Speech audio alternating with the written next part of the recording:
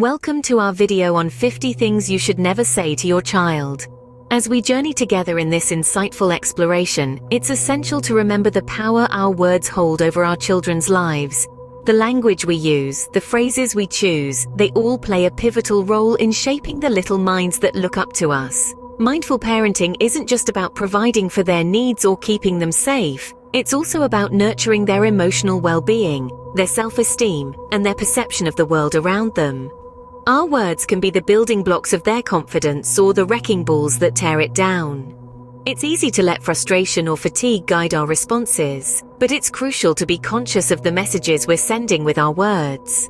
Sometimes what we think of as harmless everyday phrases can have a lasting negative impact. So let's be more attentive to our language, more mindful of our expressions.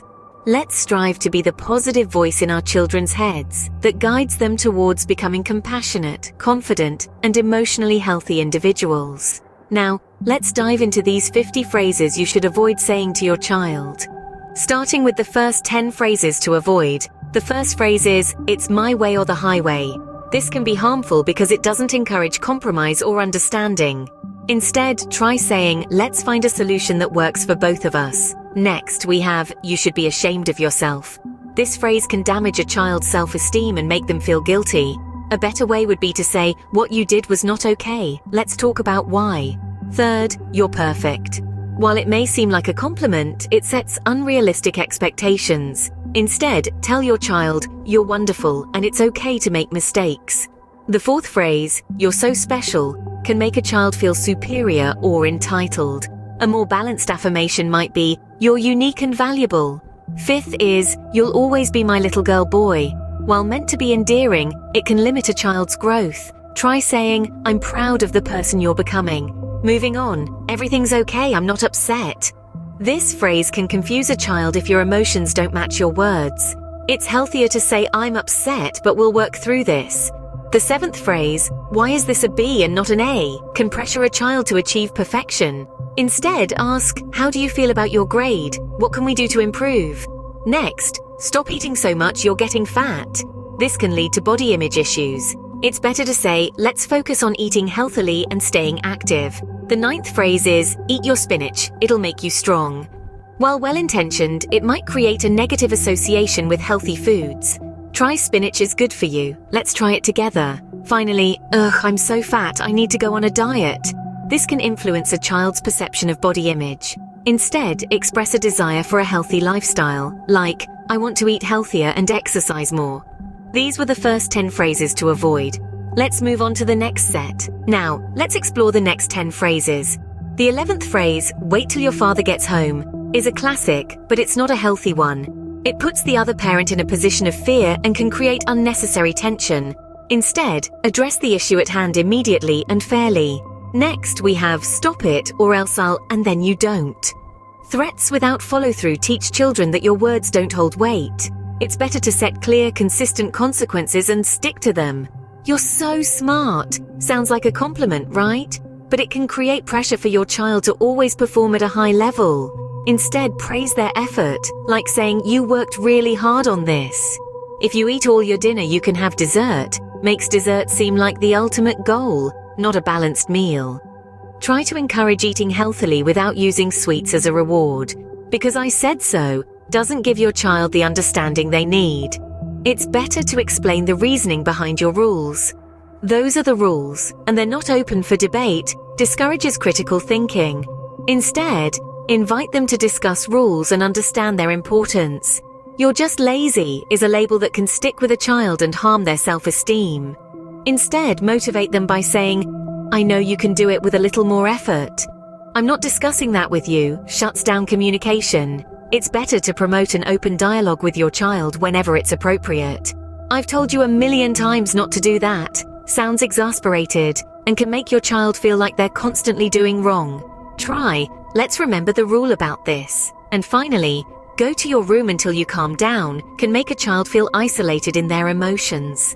Instead, help them understand and manage their feelings. That concludes the second set of phrases. Let's proceed to the next. Moving on to the next 10 phrases.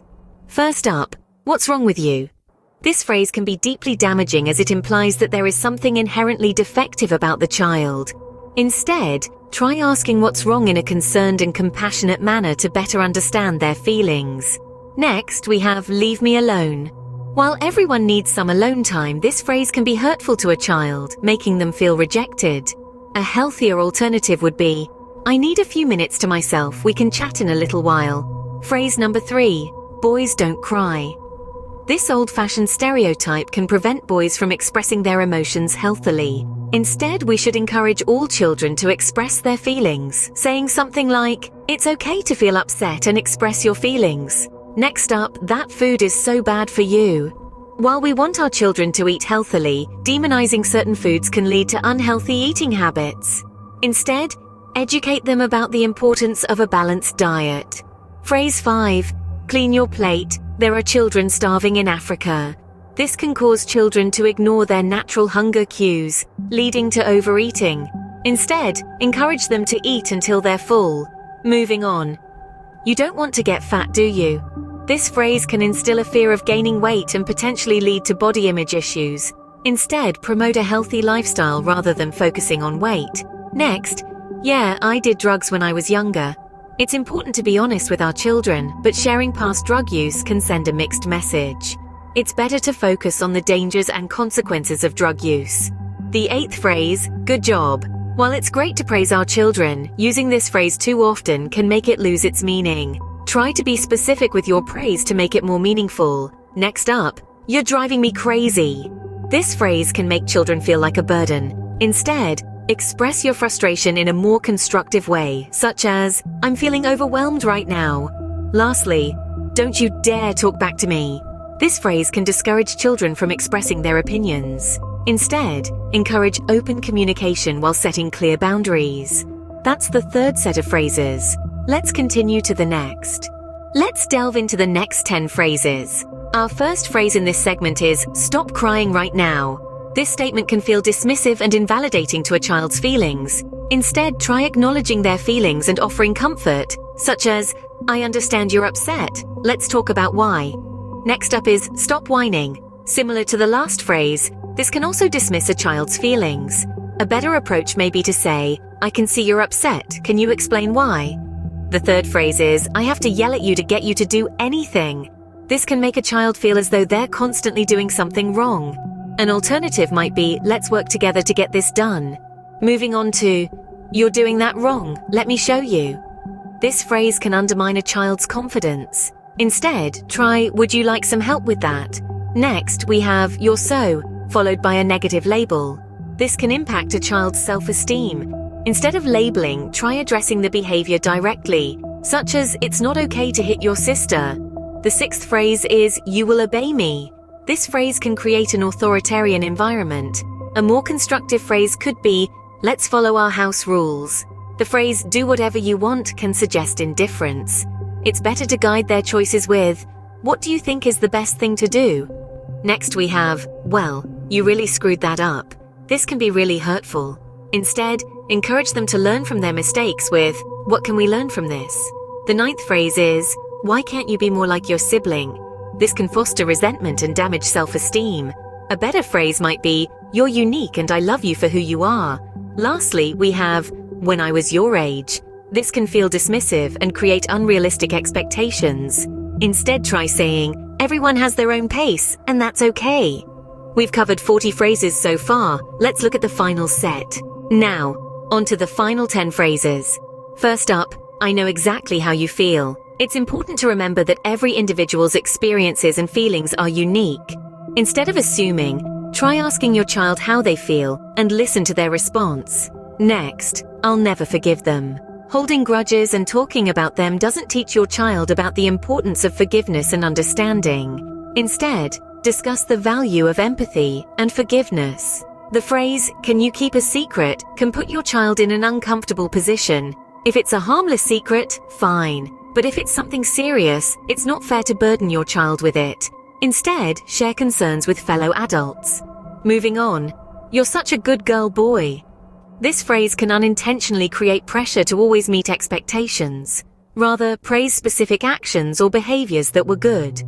The phrase, "do as I say, not as I do," sends a confusing message. It's always better to lead by example. If you want your child to behave a certain way, show them how. When I was your age, comparing your childhood experiences to theirs can come off as dismissive of their feelings or experiences. It's better to listen and provide guidance based on their current situation. You can't be hungry/thirsty/tired. Denying their feelings or bodily needs can lead to them ignoring these signals in the future.